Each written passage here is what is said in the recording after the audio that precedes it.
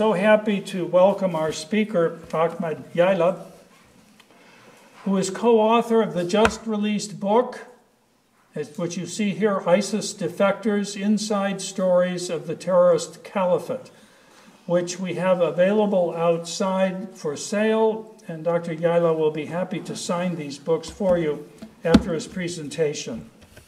Now, he is Deputy Director of the International Center for the Study of Violent Extremism, and he's also Adjunct Professor of Criminology, Law, and Society at George Mason University.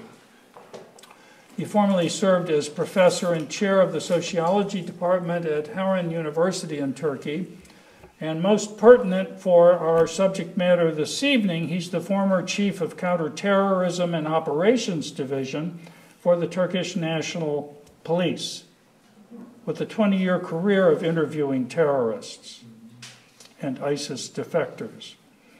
His work was primarily concerned with terrorist and related activities of ISIS, al-Qaeda, al-Nusra, Hezbollah, the PKK, and other terrorist organizations.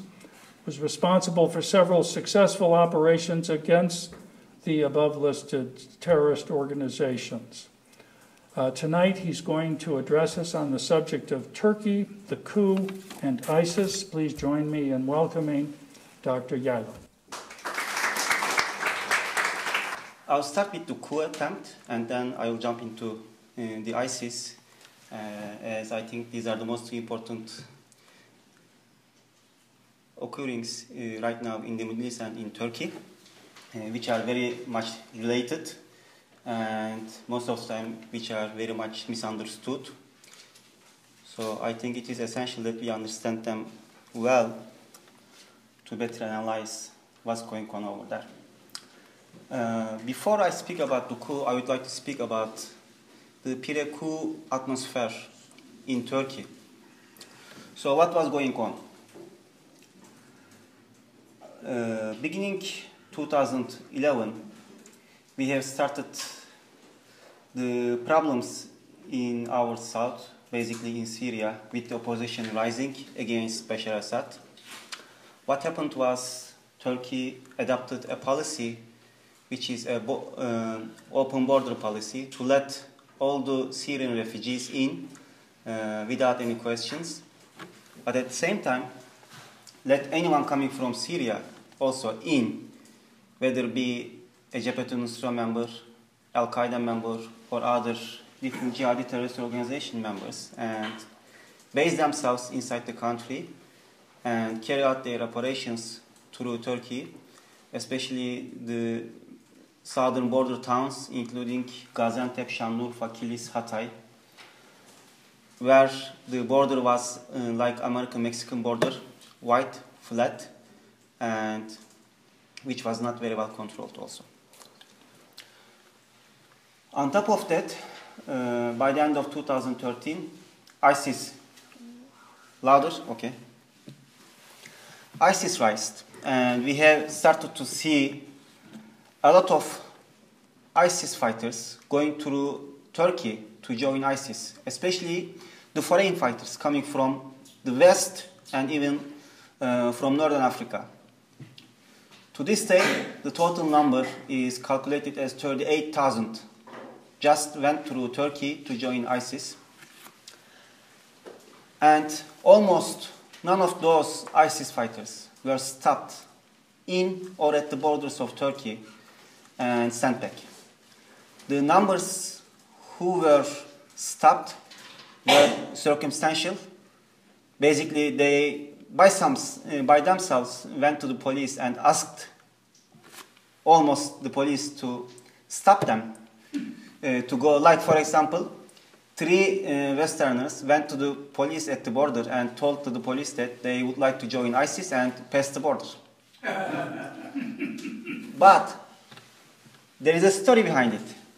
The ISIS members who had already passed and joined the ISIS were speaking so easily about passing the borders, so they thought that they were passing legally with their passports to join ISIS. So what happened? They were not arrested, of course. They went back and then they met with their counterpartners from the ISIS, and then they passed again. But eventually they passed without any problems. So it was the scheme almost beginning of 2016. And even today, there are still a lot of foreign fighters passing between Turkey and Syria, unfortunately. Most of the time, when ISIS was controlling southern border of Turkey, beginning from Akçakale towards Kilis, which we can basically or roughly say about 300 miles, the smugglers, Turkish or Syrian, doesn't matter, were working for the ISIS. And the orders were, you let us know who is passing. The ISIS intelligence was controlling the Syrian part of the borders, but at the same time, the Turkish part of the border, and telling the smugglers, if you pass anyone, you let us know. Otherwise, we kill you. They were not paying the smugglers, but they were forcing the smugglers to let them know about the people who were passing in between the borders. They were especially very curious about the ISIS defectors who were passing from Syria to Turkey. And there were several occasions that when they caught ISIS defectors passing from Syria to Turkey, they killed them on the scene. And of course, they killed the smugglers as well. Now, the smugglers are key here in this issue because in most places there are mines and people don't want to pass by themselves, not to step on the mines on the border, so they need smugglers. So unless defectors who would like to run away from ISIS pay really well amounts of money, mostly around $1,000 per person, they do not have luck to pass from Syria to Turkey. So this was a scheme, and almost today it is the scheme anyways. For regular people, the price of smuggling person right now it is a little bit higher, but normally it was between $50 to $1,000 depending on who was passing the border. So anyways, this is the circumcisions around that border. So after 2014, there were several suicide bombers coming from ISIS or blamed on ISIS, beginning in Suruç. Suruç is a town in Sanliurfa. And in Suruç suicide bombing, 32 people died. After Suruç suicide bombing, there was another suicide attack in Ankara during a crowded demonstration where over 100 people died and over hundreds were wounded. So the security of Turkey, not only coming from the ISIS, but also from the PKK and other chaotic terrorism-related problems were going down very fast. This affected the tourism industry very badly. Several thousands of tourists cancelled their reservations. So the economy started to suffer. In addition to the burden that Turkey was howling over the Syrian refugees and helping them, the numbers of Syrian refugees in Turkey is right now around 3 million.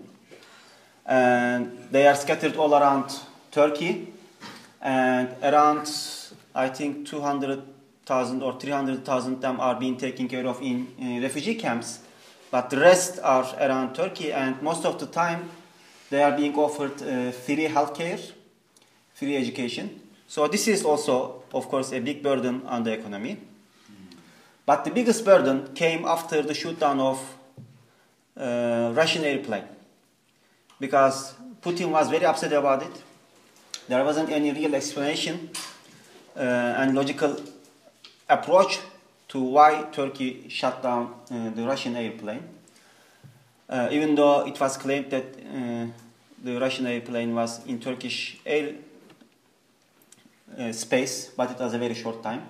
So anyways, Putin started to put out sanctions against Turkey. Immediately after the sanctions, over 90% of the Russian tourists cancelled their reservations. So in 2015, during summertime, and 2016, Russian tourists did not come to Turkey. The tourists, if you look at the statistics, Russian tourists are the majority of the tourists who visit Turkey for their summer vacations. So this hit our economy very badly. In addition, Putin also banned trade between Turkey and Russia, which hit our agricultural economy because Turkish farmers were selling a lot of amount of fruits and vegetables to Russia. And also this hit our inflation. So economy was going down for these reasons. Also there was another bigger problem. In 2013, 17 December, there was a corruption operation against Erdogan's close circles in Istanbul.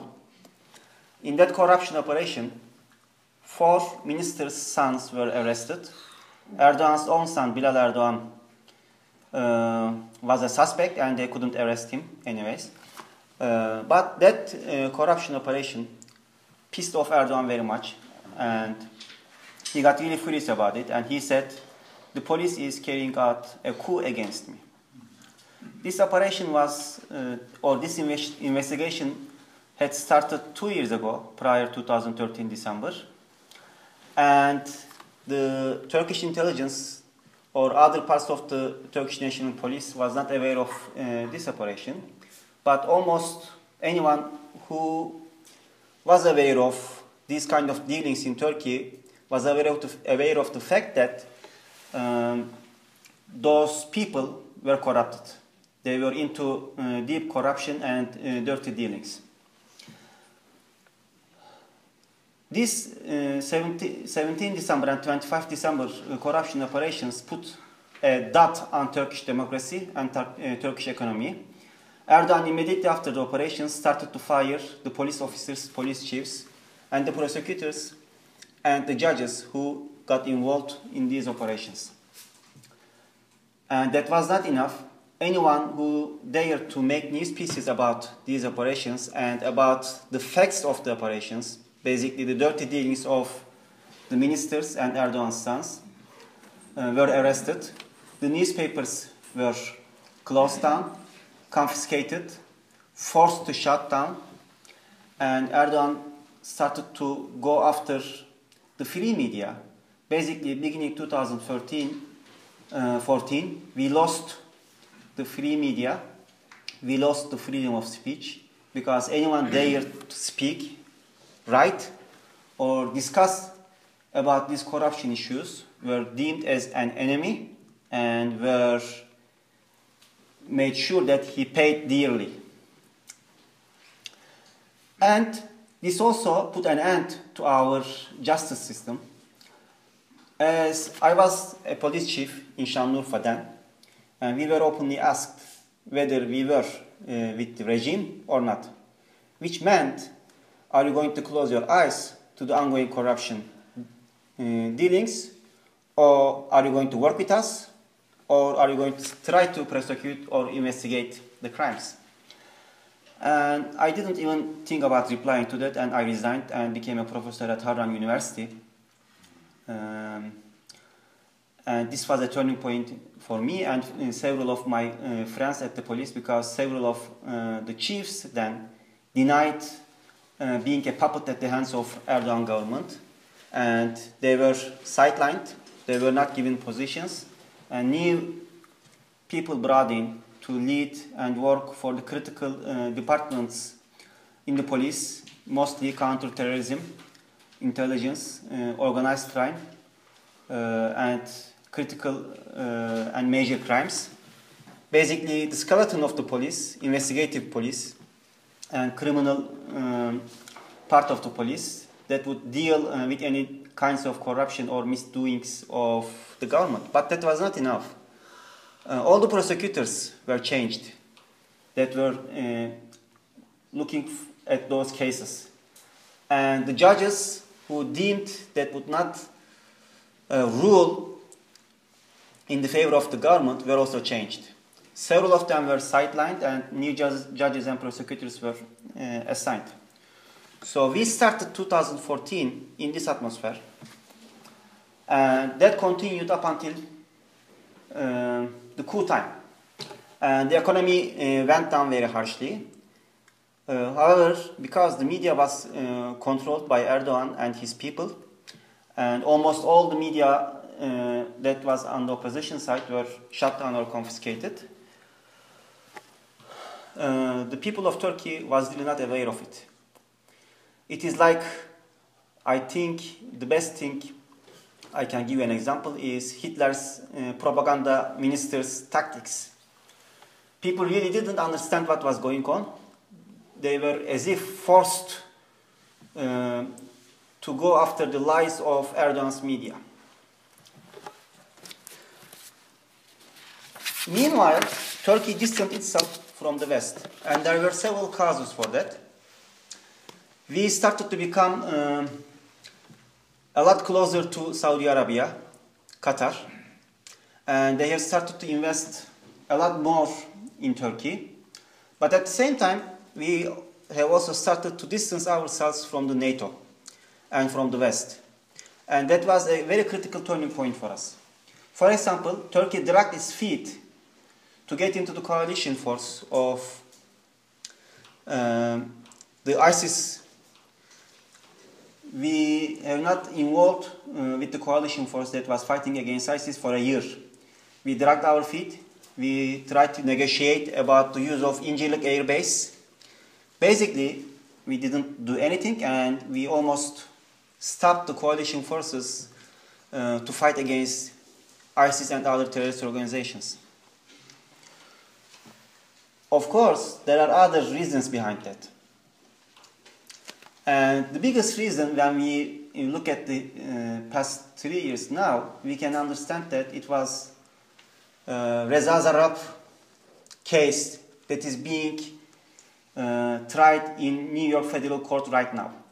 Reza Zarrab is a Turkish-Iranian businessman who was arrested, I think, 5-6 months ago in Miami by the FBI and then brought in to New York. And right now he is arrested in New York for money laundering and for circumvention of the Iranian embargo, which was put upon by the international community and UN, as UN sanctions. And basically the scheme was, it was oil to gold scheme, and Reza Zarrab was the middleman of that scheme and that money laundering scheme. And Reza Zarrab was in Turkey while he was doing it, and he was working with Erdogan government very closely. He was offered to be a Turkish citizen under special circumstances with the signatures of the Prime Minister, then Recep Tayyip Erdogan, and his ministers. And he bribed several Turkish ministers, and he pledged several $1 million to Erdogan's wife's associations. And right now, when you look at the indictment the federal court released against him in the New York Federal, court system, the crimes are really serious, and they are asking over 75 years. And even though he was fighting very harshly to get released, and he offered $50 million bond, he was not granted bail, and the judge decided to keep him arrested. So this is a serious crime. What he did was, he sold Iranian oil through Turkey.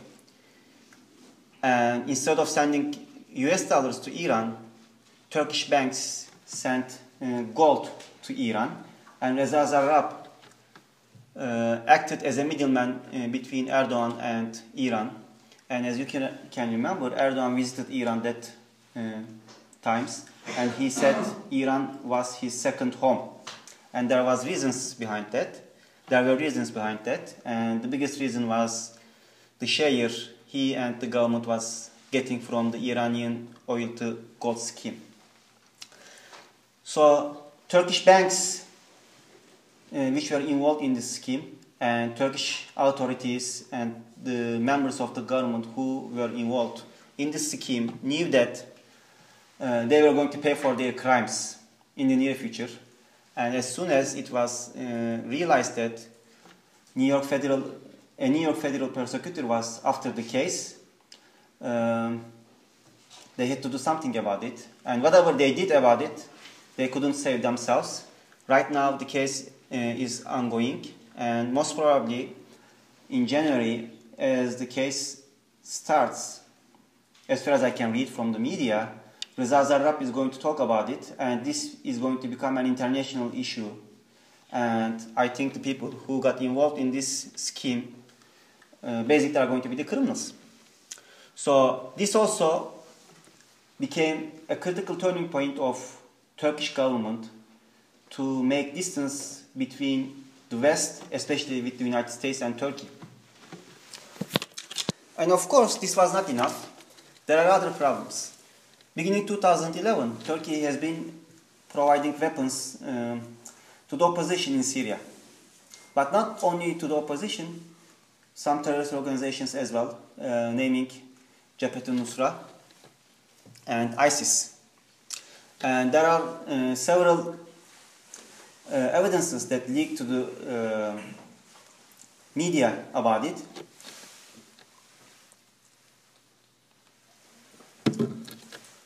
The most famous one is the Adana Highway truck stop incident, where 3 trucks were stopped by the Adana prosecutor and the gendarmerie, hauling weapons, explosives underneath of a medicine cargo to Syria, where basically the Jabhat al-Nusra and ISIS fighters were fighting, which became a critical incident in Turkey. And the news outlets and the journalists who made a piece about it in a newspaper, his name is Can Dündar, he and his editor were arrested for a long time. But that was not enough. Also, the police officers, gendarmerie officers, the prosecutor, and the judge who signed the warrants for the search of that cargo were arrested. So basically, that case revealed to the whole world that Turkey as a government was providing arms to the terrorists. And this also made Turkey force itself basically to distance their relationships with the NATO and with the West a little bit further, because the consequences of several similar cases are basically known and can be overseen in the future. I think a lot of authorities who got involved in these kind of cases are scared of the International Criminal Court in The Hague or other problems that they are going to face in the future.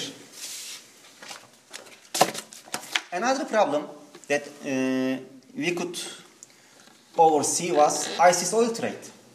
And this is a very important factor that we are going to see in the near future, especially the recent Red Hack release, which is a very new incident in Turkey.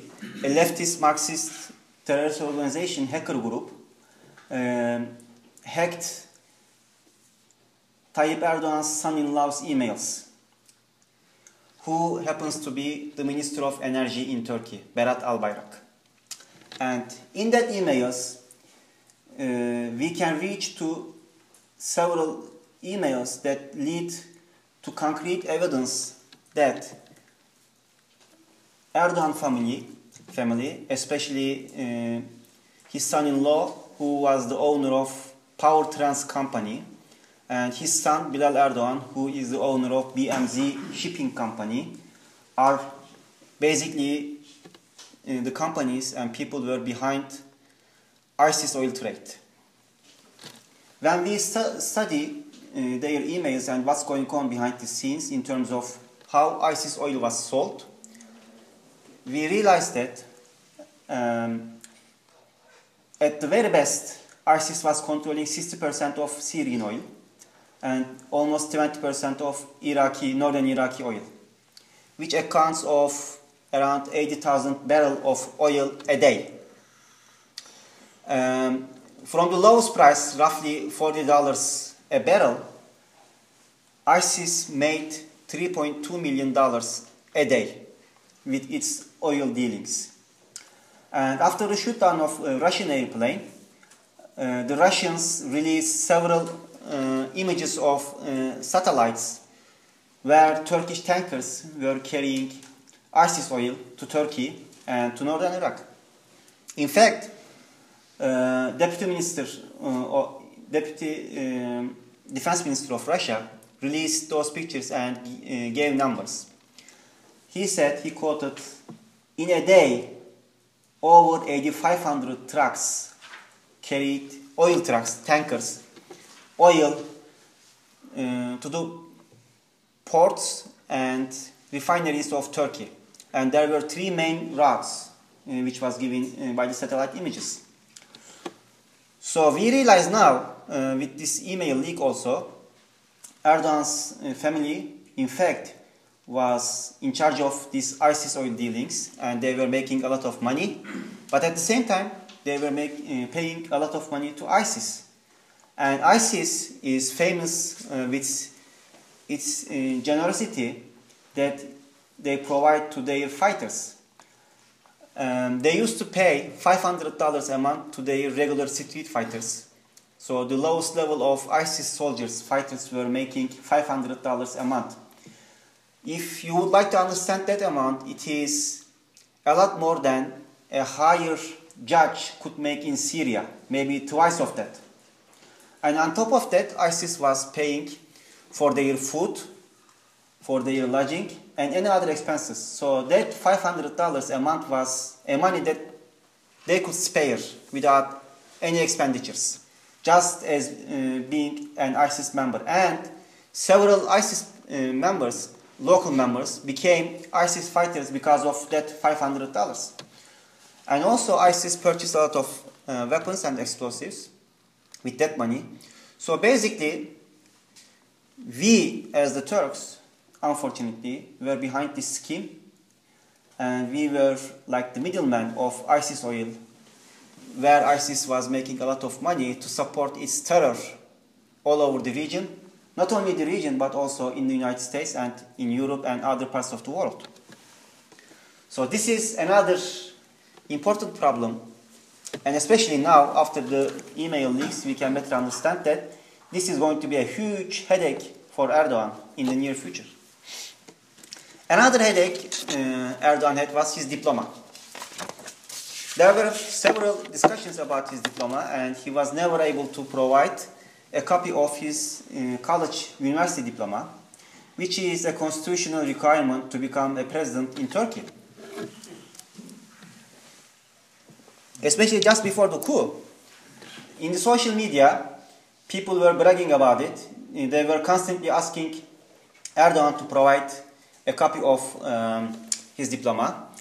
And his people provided different copies of his diploma or his graduation documentation, in which the numbers and dates did not match, or the signatures, like the deans and rectors of president of his university, did not have the titles that the provided diplomas had. Basically, they were not, for example, full professor at the time of the signature. However, they signed as full professors, whereas they were associate or assistant professors at the time of the signature. So it was very fast realized that the diplomas were fake, and people, in fact, they started to open cases about it, applied to the courts to investigate it. And lastly, Erdogan really wanted to change the constitution. He really wanted to go after a presidency that he would be the president of Turkey, like the United States. So he wanted to change the system, the constitutional system, the parliament system in Turkey. But his support among the Turkish people was diminishing, and the polls show that if he went after a constitutional change, he would not get the full support that was required by the constitution to change the constitution.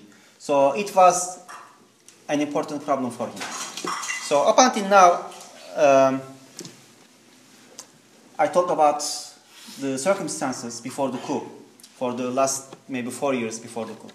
Now, when we look at the coup attempt, there are also a lot of things that we need to consider and think about critically as we look at it, because they do not add up. There are several questions that needs to be answered, which we cannot or they cannot answer. For example, the first issue is timing.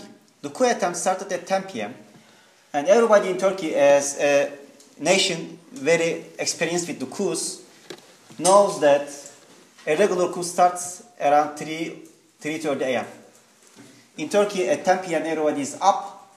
The news agencies, TV stations are also up. So nobody can be successful unless they are very bloody or harsh on people of a coup. So a coup must be carried out while people are sleeping.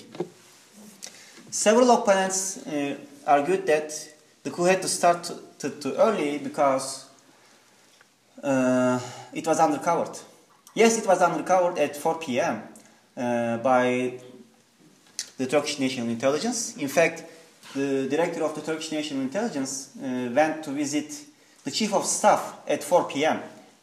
And now we realize that he did not leave the compound of the headquarters of the Turkish military or the chief of staff up until the coup was over. And yet, they did not inform anyone, including Erdogan or the prime minister, of the coup attempt, even though they knew.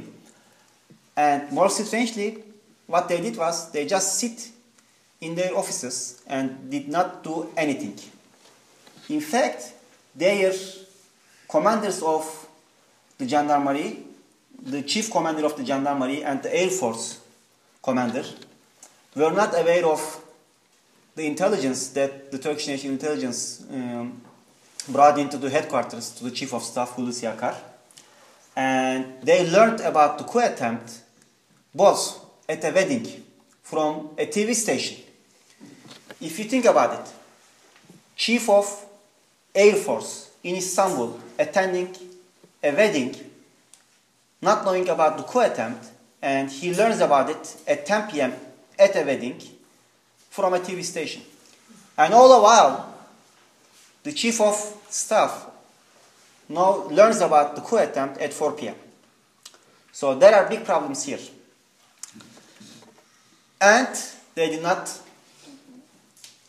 talk about it with the prime minister, with the president. In fact, the prime minister, just after the coup attempt, came out and said that when he learned about the coup from the TV stations, he tried to reach to the chief of staff, but he could not reach to him. And the chief of staff never bothered to call the prime minister or the president. So up until today, it's been over 3 months now, nobody is explaining or providing any explanation about this. And the chief of staff is not fired. He is still there. And he never talks about it. But as soon as I see it, or I read about it, and the more time passes, the more information leaks to the media, we can understand that there were some kind of period dealings with those people. And we can better understand it as I go. Anyways, that coup attempt started at 10 p.m. And as soon as I saw it on the TV station, on the social media, I started to question it without knowing anything about it, because the way it was being carried out was really strange. It never looked like a real coup. Another important point for me was the communications. The coup makers really did not attempt to shut down the communications, the internet, the social media, especially the satellite systems. So all the TV stations were up. They were broadcasting lively. There was only 2 attempts to go after 2 TV stations. Excuse me. One was the Turkish Radio TV and another was CNN Turk. But they were like a joke. For example, to CNN Turk, they sent, I guess, 8 or 10 soldiers without a real command structure. So, of course, the police and the people over there overpowered the soldiers, and it was an unsuccessful attempt to shut down that TV station. So there was not a real plan to go after the communications. And in this century, if you are carrying out a coup, you need to shut down the communications, especially the social media, at least while you are carrying out the coup. With people communicating without any problems, without any interruption, freely, it was very obvious that they would come around very fast through the social media to counter your attempt. Another important clue was they have not attempted to arrest anyone from the government. The Prime Minister, the ministers were talking to the media freely and openly, and they were basically asking the people to the streets. In the past, all the government members were arrested at a certain time so that they could not communicate with each other and also with the people. So this is another important critical question. The F-16s were up in the air, and strangely, they were disturbing people. They bombed the parliament, which even till today nobody can understand why they bombed the parliament. And in the past, the parliament was never an issue. And several people arrested. It was bombed because they wanted to gather all people around Erdogan to oppose the coup. So they needed the opposition to support Erdogan, and it was one of the key elements that the coup makers planned so that regular people would support their opposition, basically Erdogan. And to this day, we still don't know who were behind the parliament bombings and the reasons they bombed the Turkish parliament. And when you look at from regular mentality, the coup makers really didn't need to bomb the parliament. If they really needed to bomb somewhere, was maybe the new palace of Erdogan, because everybody was talking about it, but they never bothered. They just dropped a few bombs to the gates. And the F-16s, and especially Turkish pilots, were really proud of their sharp targeting with their F-16s, and they used to say like they could hit a dime from the air with an F-16. So I don't know. There are like a lot of questions over there.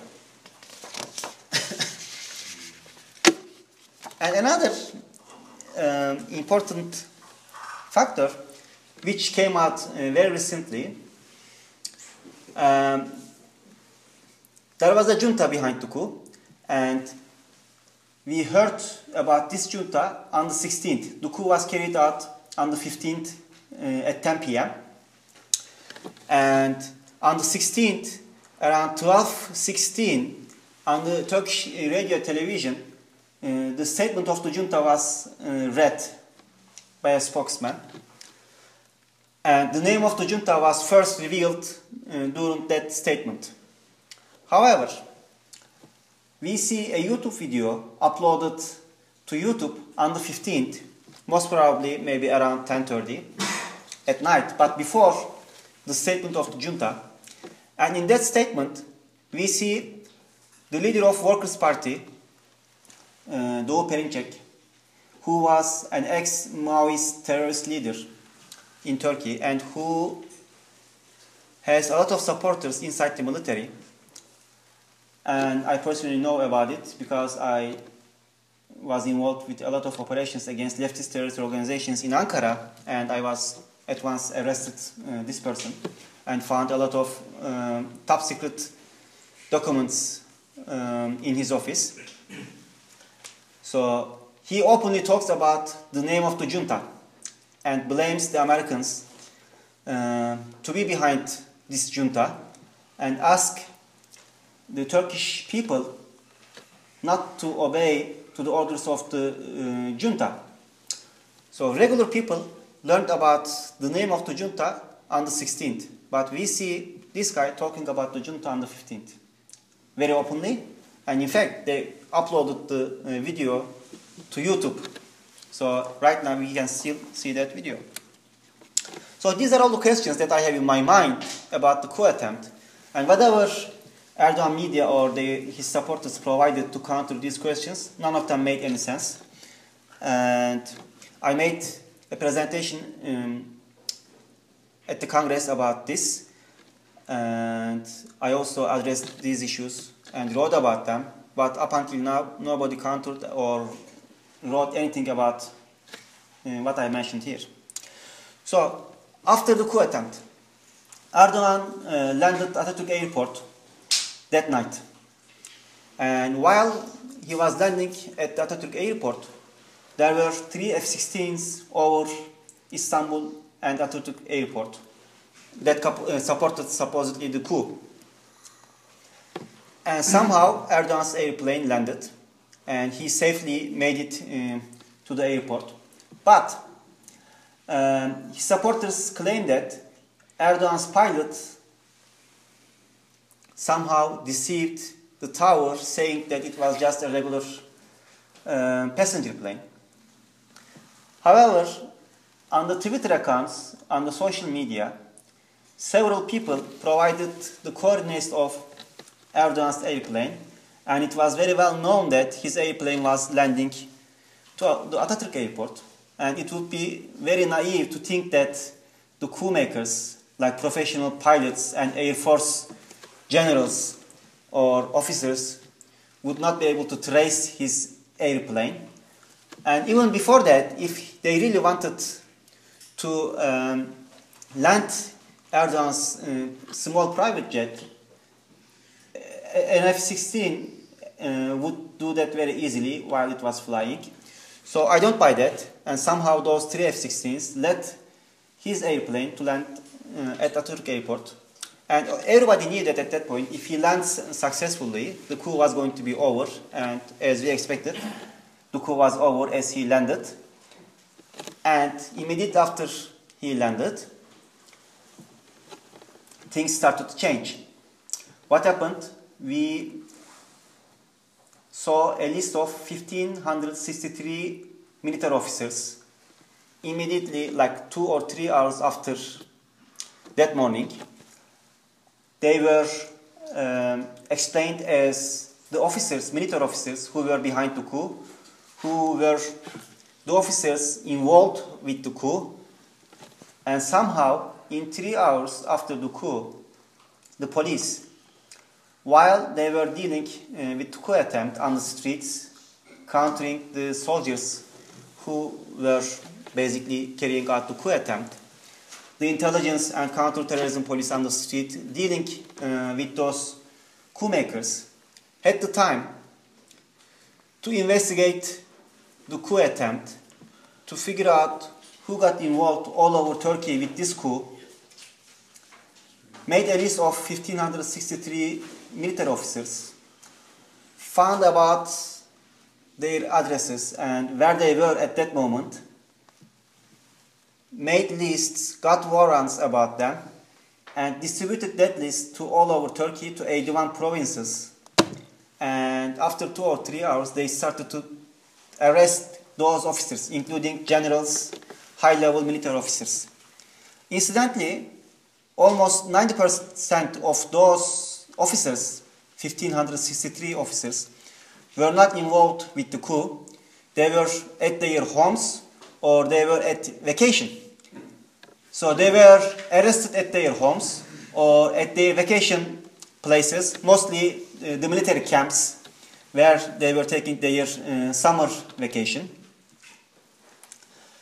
And from my background, I carried out several counter-terrorism operations.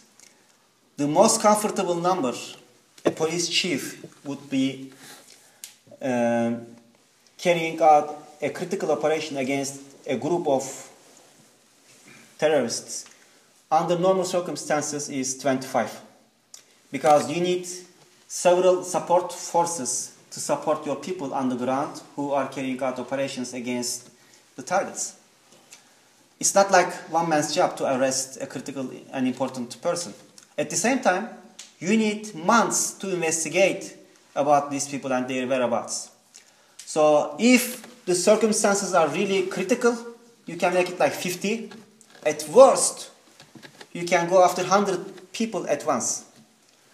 But it is impossible in 3 hours to figure out who were involved in that coup, make a list of even 1,563 officers with their addresses in 3 hours. You cannot do that.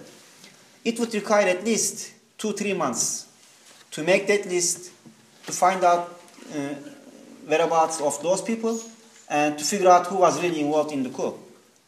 So we can understand that that list was pre-arranged at least 6 months before the coup attempt.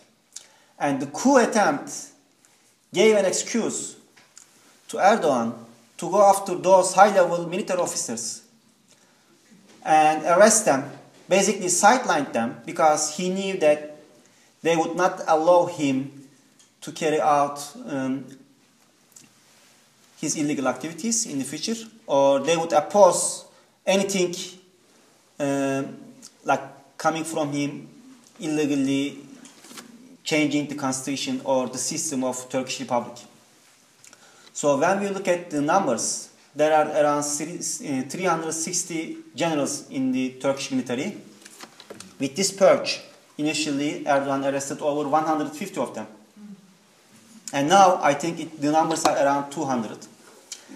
And one of the most important generals of the United States military came out and said that all of American counterparts of Turkish military generals are arrested. Basically, there are no one left to communicate and to work with in the Turkish military that we used to work together in the past. So this also gives us a clue. The pro-NATO and pro-West part of the Turkish military was cleaned. Basically, the main opposition of wrongdoings of the future were cleaned by this coup attempt. Over 10,000 military officers were arrested. Several thousands were purged and fired, even if they were not arrested.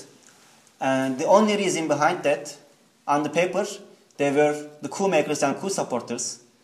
But in the reality, they would be opposition, or Erdogan would not be trusting them for his future.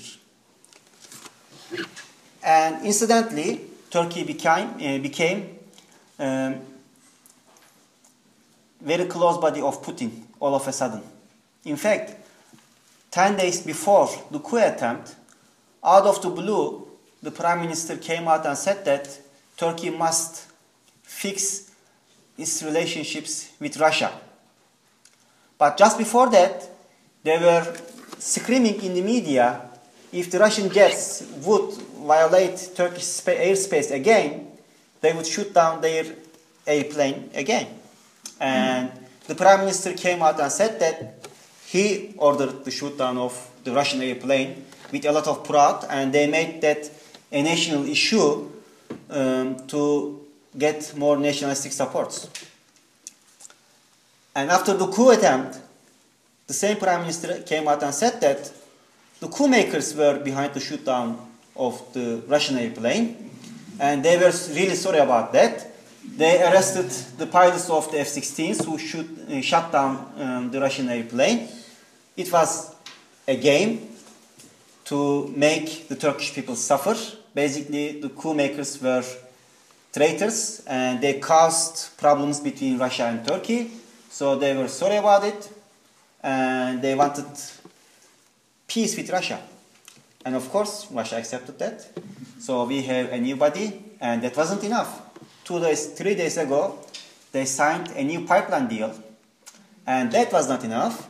Yesterday, they announced that Turkey is seeking ways to adapt Russian missile systems, defense missile systems that would protect Turkey, which the United States and NATO very harshly warned Turkey that any missile system to defend Turkish airspace would have to be workable with the NATO systems.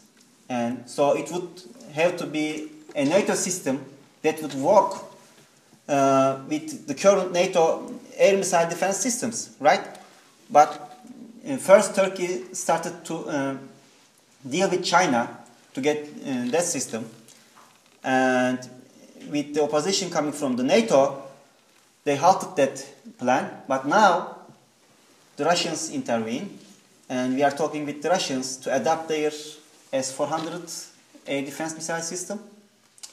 So we'll see. But as far as I can see, the more time passes, the more we are distancing ourselves from the West and from the NATO. And this was also very seen during the coup attempt, because the Incirlik air base was immediately shut down.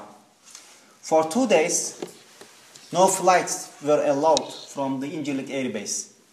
And during those 2 days, the coalition air forces could not support the fight on the ground against ISIS. And ISIS proudly came out and said that they killed 500 SDF forces, basically the coalition forces against the ISIS, because they lacked the air force. And they said that we pledge to Allah, we will slaughter them all in a month if they lack the air support. And as far as I know from my dealings with the ISIS terrorists and ISIS fighters, they would do that because they are really well trained and they have experiences coming from the Afghanistan or other jihadi places. So I know how they fight, and it's not a discouragement, but this is basically the war, and they are very good at face-to-face war. So if the coalition air forces did not start to carry out flights against them, there would be a lot more killings coming from the ISIS. And that was not enough. For 10 days, the power to Incirlik base was cut. And the Erdogan media, his supporters in the media, immediately came out and said that the Americans were behind the coup. In fact, they named generals, like that general was behind this coup. The CIA provided $2 billion. Obama directly ordered the coup, etc. And that was not enough. They said 10,000 ISIS members are being kept at the Incirlik air base, and there is going to be another coup attempt. So they must seal the Incirlik air base to prevent a second coup attempt.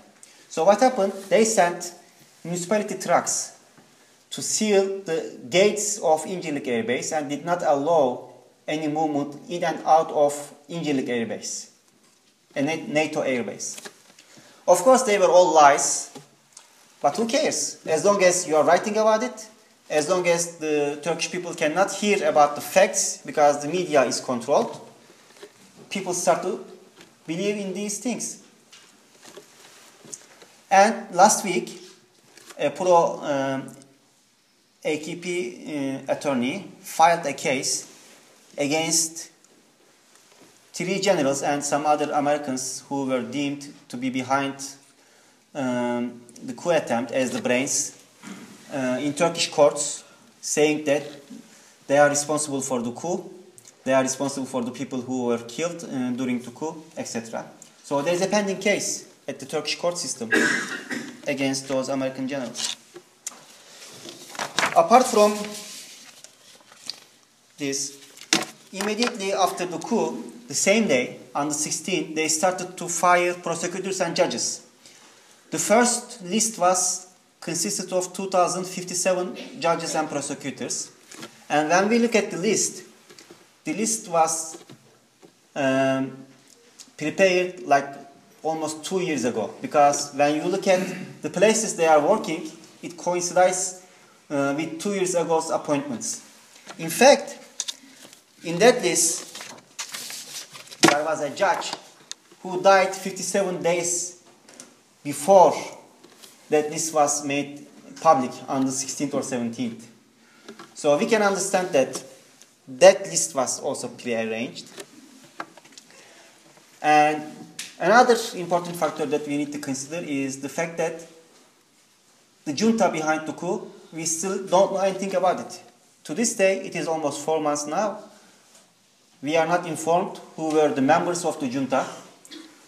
We don't know one single name of the junta member, and nobody cares about it. If there is a junta behind the coup, the first thing you do is name the members of that junta. But we don't know the members of that junta. When we look at the physical evidence of this coup, what we have as physical evidence, we have $1 bills as physical evidence. They claim that the military members and the civilian supporters of the coup communicated through $1 bills serial numbers. Don't laugh. Several people are in prison because they had $1 bills on their possession, in their pockets, in their backpacks. In fact, the Lieutenant General of Southern Command Post in Diyarbakir, he was arrested in Diyarbakir because he had two $1 bills in his wallet. But at the same time, he had a $100 bill and two $5 bills. So he had $107 bills in his pocket. And he just came out from the West, and he basically said, I was not involved in the coup. I was against it. I didn't let my personnel to get involved in the coup. And I just recently came from an international post, and of course, I need dollars to spend. But they didn't listen. Most probably they thought that he was going to be in a position, so he needed to be arrested. They had the cause in his wallet, and they arrested him. And another evidence that they are trying to bring in is WhatsApp communications.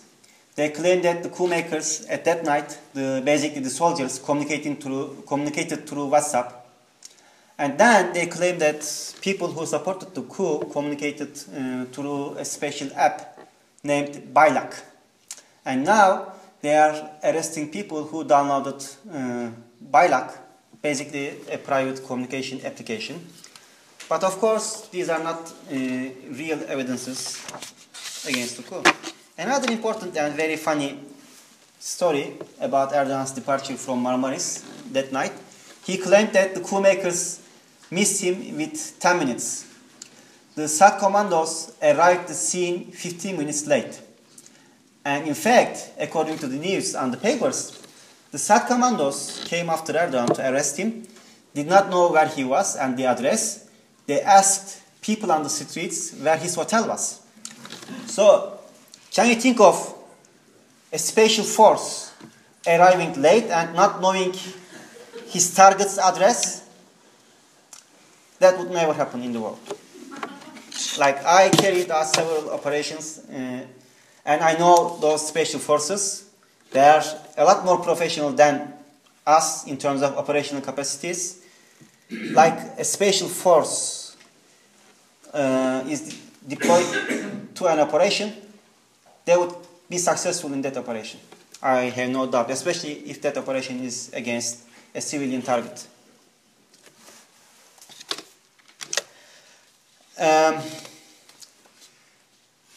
Also, another important factor, there is this general named Mehmet Dişli. Immediately after the coup attempt, he was told to be one of the perpetrators of the coup attempt. Why this general is important? Because he is the brother of AKP, Erdogan's party's Deputy General Director, Şaban Dişli. So, AKP Deputy General's brother is being charged as one of the generals who was the perpetrator of the coup. And in fact, the chief of staff came out and said that General Mehmet Dişli pointed a gun to him that night to force him to sign a statement. Now, if I am a coup maker and if I deem myself successful, if I am going to carry out a coup, there are no other chances. If I am not successful, I know that I am going to be in prison for my life.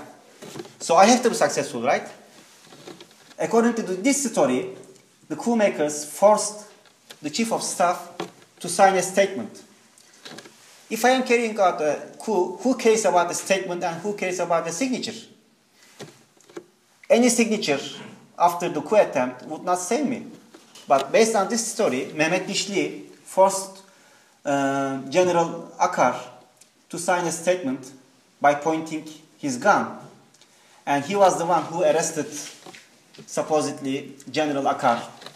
But on the 15th night, during the coup attempt, we see General Akar coming out to a military helicopter with General Dishli from Lakıncı base, where General Akar was being kept as captive after his arrest, after 10 p.m. that night. And then on the 16th morning, after the coup attempt, we see again General Dishli arriving with General Akar to the Prime Ministry. So basically, as a person of wisdom, a regular wisdom, I asked to myself and to those generals, if this General Mehmet Dishli was the person who pointed the gun to your head to sign the statement, why in the hell you came out of the Akıncı Air Base where you were arrested with this person in the same helicopter? And then the other morning, why did you go to the Prime Ministry again with this general after the coup was over several hours ago? If indeed he was the person who forced you to sign the statement, why are you with him? So this is my biggest question. And the biggest problem is this person is the brother of AKP's Deputy General Director. Nobody explained about it. First, they said that Mehmet Dishli was arrested afterwards, but we don't know if he was really arrested or not, and nobody knows where he is. So this is still an important question. I think I need to stop here and then take your questions. It's been almost an hour now.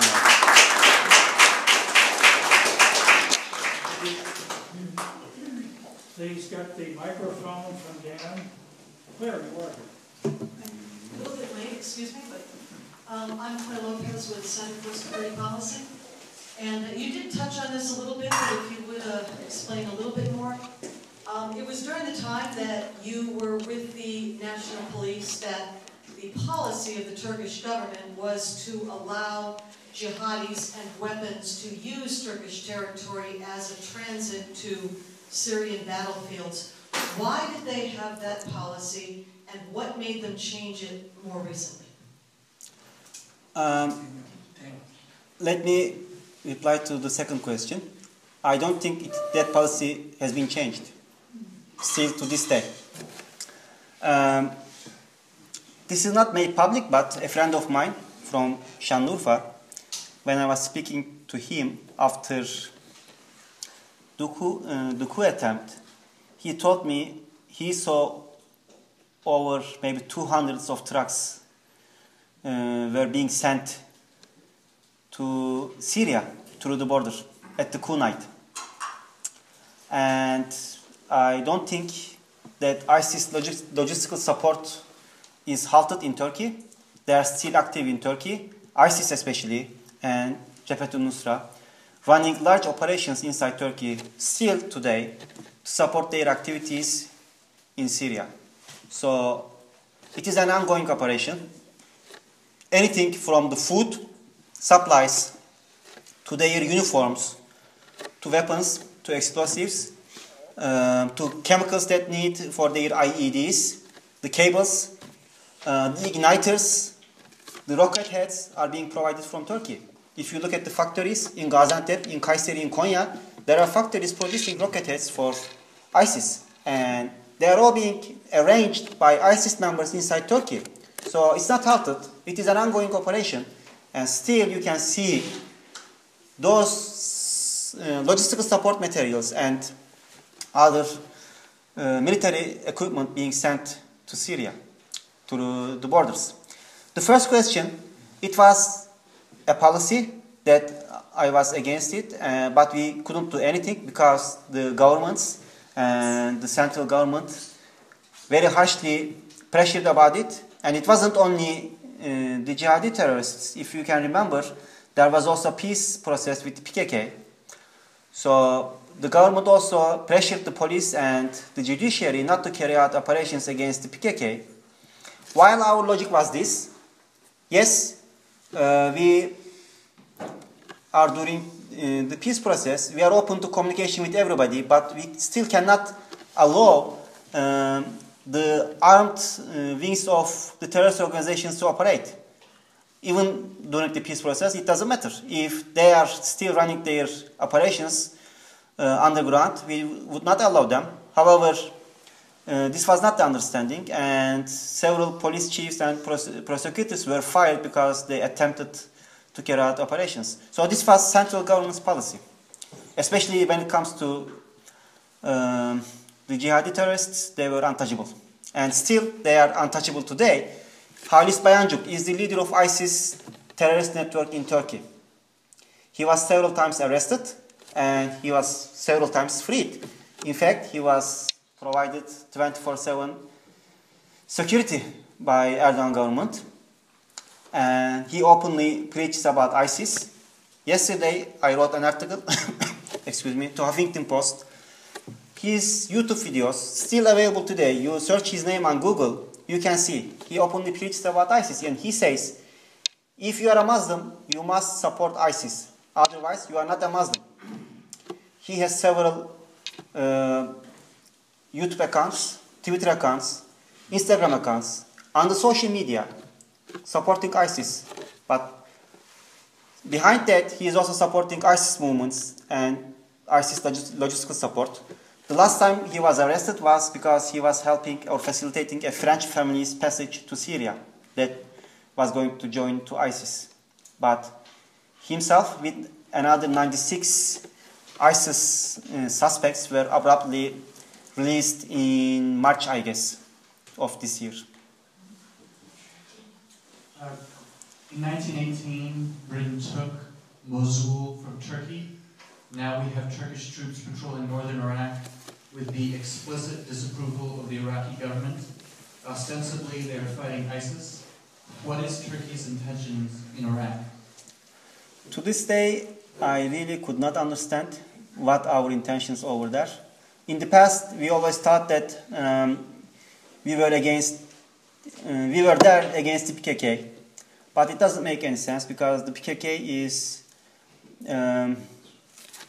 very close to the Turkish border, and we know where they live. And if they really want to go after the PKK, they can carry out operations against the PKK, but they are not carrying out operations against the PKK. They are just there in that base, Beshika. And the United States and the Iraqi government made it very clear that they don't want them over there. And I don't see any reason why Turkey is resisting to this idea.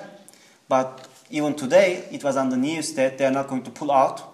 So we'll see. But I cannot explain it because I don't know and I cannot understand. Listening to this talk, I hear two rival explanations of what's going on. Maybe they're complementary. One is that it's a corrupt personal dictatorship, which is shutting down the opposition, but will probably continue winning elections. But it's basically corruption and personal interest. That's one possible explanation. That's much of what you said could support. But another explanation is that it's an ideological dictatorship. It has an affinity for ISIS, even if some competition with it. It's an Islamist regime with an AKP party that is not just an electoral party, but a movement ideological party. And this will be more like a totalitarian system which gets legitimation through election. Okay. And I wondered which or both of those are you leaning for? This is a really nice question. Actually, maybe the conclusion of this talk. I think both of the approaches are true. I think it's a mixture. And the reasons I listed a lot of those corruption schemes, because Erdogan knows that if he is not, he has not protection through a constitutional system and maybe through Russia, his future is not bright. It is very dark because of all the corruptions and problems with the supporting other terrorist organizations I listed. And I truly believe that Erdogan is carrying out his own agenda to save himself and his family. But at the same time, while doing it, he is using the Islamist approach towards the public as a front to gather public support. If you look at his close circles and their lifestyles, it's not Islamist. It's not Islamic. Other than the headscarf, mostly you don't see anything related with Islam. Their lifestyles, what they are doing behind the scenes, doesn't have anything to do with the religion of Islam. They are doing just the opposite of what the Prophet Muhammad taught to this Islamic people. Prophet Muhammad himself lived in a one room by his masjid, by his prayer ground. He is living in a palace which has over maybe 1,500 rooms. And nobody knows what and he is going to do with those rooms. So what he is doing is he is using the religion of Islam and the Islamist ideas as a political tool and to gather support from the Turkish public very wisely to support his future reign, to change the constitution. And right now they were talking about the constitutional change in Turkey today again. So they are going to change the constitution very soon, and he will be most probably our indefinite president with immunity till death, and maybe his family as well. But his biggest concern is saving himself. On the day of 17 December 2013, there was over $1 billion in cash in his home in Istanbul. And his son Bilal Erdogan and his daughter Sümeyye Erdogan struggled to hide that cash, but they couldn't find places. Basically, they were out of places because they needed like trucks to carry out that cash. It was that many hard cash. And eventually, they couldn't hide 27 million euros apart from the $1 billion they had. With that 27 million euros, they purchased 7 or 8 villas from Istanbul. And of course, they all denied that, but eventually the receipts came out.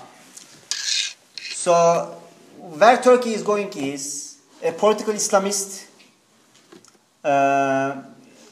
republic, just like Iranian Islamist republic, which happened in 1979. We'll have a political Islamist Turkish republic with some taste from Wahhabism coming from Saudi Arabia and Qatar, and some taste from Iran. Because when we look at afterwards, the Saudi king came out and openly said that he pledges $500 million, even though he is suffering, in the next 5 years to Turkey to support Turkish economy. And immediately after the coup, when we look at what was happening, we saw rulings of Wahhabi Islam that did not exist in the past in Turkey, like denying of burial and funeral services, religious funeral services to the people who were involved in the coup. According to Sunni Islam, anyone who claims that he is a Muslim cannot be denied any funeral or religious services. Just like the ISIS, they said, if you are against us, if you are involved with the coup, your life is ours, your family, your woman is ours, and your possessions is ours. So what happened? They ruled in Ankara court of those judges there were around 3,500 judges and prosecutors which were fired after the coup totally. They confiscated all their belongings, their houses, their cars, whatever they had. They took away all the belongings of those judges and prosecutors in one ruling. If the judges and prosecutors were husband and wives, they also confiscated their children. They said, your children cannot go to your families, like grandfathers, uncles cannot take them. They are sent to social services. So these are very new to Turkish public, and these are coming from Salafist Islamist ideology. But at the same time, we are getting some stuff from Iranian Shia understanding. So what I see, we are going to have a political Islamist new Turkish republic after this constitutional change. Political Islamist to neo what? Turkish Republic. Turkish.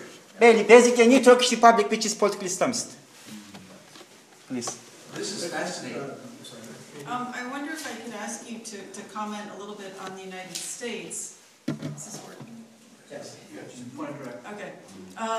So obviously Turkey has pivoted away from the United States. Do you think this would have happened regardless, or do you think that there are things the United States could have done differently to prevent this?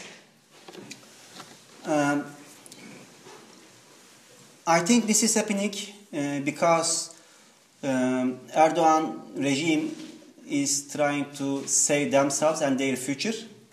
And they know that the West is not a reliable partner because when it comes to justice, they are not going to honor and support their injustices and corruption, especially in the future.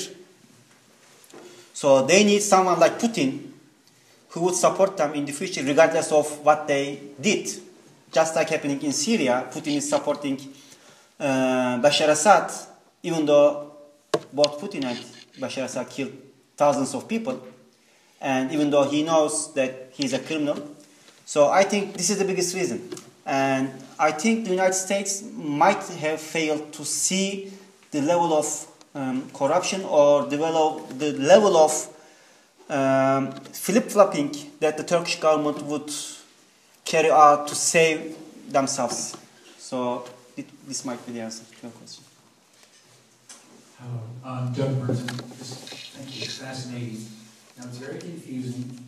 What is the relationship between the PKK and Iran? What's the relationship between Turkey and Iran? So we have a situation where we established very clearly that Turkey has played a dual role with ISIS in Syria. Mm-hmm. And it's fascinating to hear about the warm, cooperative relationship that Erdogan has with Iran, apparently. But I ask you, who's supporting the PKK? Because we also hear that there seems to be some support for PKK from Iran. And so can you speak to that? Is that true? Which side is... And also tell us about this new melange of Islamism that has characteristics of Shia Islam as well as Salafism. Is that true? Yes. I think our mistakes started with the peace process. With the beginning of the peace process, our leaders started to praise Abdullah Öcalan. Abdullah Öcalan is the leader of the PKK. And very abruptly, like the highest level of the AKP administration, like the deputy prime ministers and several other members, like ministers, raced with each other to praise Abdullah Öcalan, and which was very disturbing. When we speak about peace process, what we need to understand is, or what must be taken was, extending the hand of the government to the regional people who did not get really involved with violence and to stop the violence. Instead, what we did through the peace process was let the PKK establish itself more powerful than ever. Let the Turkish intelligence let the PKK brought in a lot of explosives and weapons. So when the peace process was over in 2014, after Erdogan lost the elections, the PKK was more powerful than ever. Meanwhile, the Iranians fought with the PKK. Their Iranian wing was named PJAK, and they basically overpowered the PJAK, and they almost killed all the PJAK members or sent them away. In fact, it was told that one of the senior members of the PKK, leadership of the PKK, Murat Karayılan, was caught by the Iranian military, and they had secret dealings with the PKK, and then he was released. I don't know about it, but it was on the news, if it was true or not. But what I know, after that point, the PJAK was died. The PKK did not fight against Iran, and we don't hear about the PJAK. But the PKK in Turkey became more stronger, a lot stronger that in 2015, when the riots began, the Turkish police and the Turkish military could not counter the PKK in the south. For example, in Diyarbakir there is a town called Lice. Lice is a historic place. The population of Lice is 100,000. The police was not successful enough to counter PKK terrorism. They brought in the military. The military was not enough. They brought in the special forces, and they couldn't deal with it because of the way the cities were set up, historic cities. They demolished the whole city. And it was the scheme all over Turkey in the south. Several cities demolished completely. If you look at those cities, you would think that it was Syria. But it was in Turkey. And why? Because all the experienced counter-terrorism officers, military officers, police officers were fired by Erdogan. There wasn't any officers left with ample experience in their background to deal with terrorism. But at the same time, the PKK during the peace process brought in a lot of explosives, so the military and the police officers, the police could not counter them. So I think it was a mistake of the Turkish government to let the PKK to empower itself during the peace process. We want to leave time for Dr. Yayla to sign books and not to keep you past midnight. So maybe he can answer some questions in the other room if you would like to stay. And I'd like to thank him and hope that you will be back November 2nd for the next talk. Thank you.